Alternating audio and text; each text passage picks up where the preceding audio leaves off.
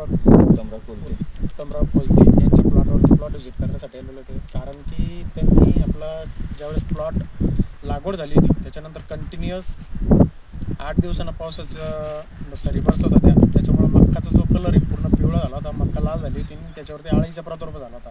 तर त्यांनी किती दिवस झाले दादा तुम्हाला आम्हाला औषध? 7 दिवस झाले. आता जवळपास 7 ते 8 दिवस त्यांना त्या औषधाची फवारणी करून झालेली आहे. तर तुम्हाला मी एकदा प्लॉट दाखवतो. प्लॉटची आताची कंडिशन बघा तुम्ही.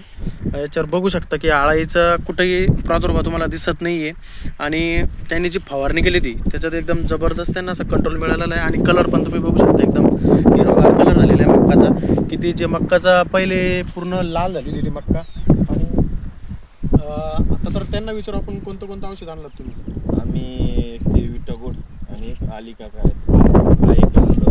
चांगला रिझल्ट आलेला त्याचा एकदम चांगला result आलेला. तुम्हाला म्हणजे असं की कुठे आता तुमचं जवळपास किती एकर क्षेत्र आहे?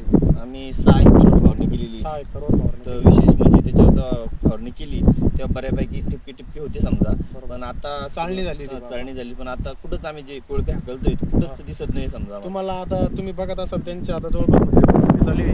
तर कोळपणी चालू असताना त्यांनी जवळपास त्यांचं 3 ते 4 एकरानं कोळपणी केलेली. त्याच्यामध्ये त्यांना सिंगल पानावरती सुद्धा कुठं चाळणी झालेली दिसत नाही किंवा अळीचा प्रादुर्भाव दिसलेला नाही. त्यांचं स्वतःचं मत त्यांनी इथं आपल्यासमोर व्यक्त केलेलं आहे. तर दादा तुम्ही काय सांगशील शेतकऱ्यांनी की या औषधाचा शेतकऱ्यांनी खूप भारी रिझल्ट याचा. आणि विशेष म्हणजे आम्ही आता आणलेलं आहे म्हणजे कोळपा आणतोय कुठंच आम्हाला प्रादुर्भाव दिसत नाही कुठंच नाही सध्या. हे शेतकऱ्यांनी नक्की वापर एक बार तरी वापरला पाहिजे. दिल्ली गेट ते वापरल्यापेक्षा चांगले तुम्हाला म्हणजे स्वस्तामध्ये तुमचं जास्त कव्हरेज झालेलं आहे. आणि त्यांना कंट्रोल मिळालेला आहे आयाका या औषधाचा.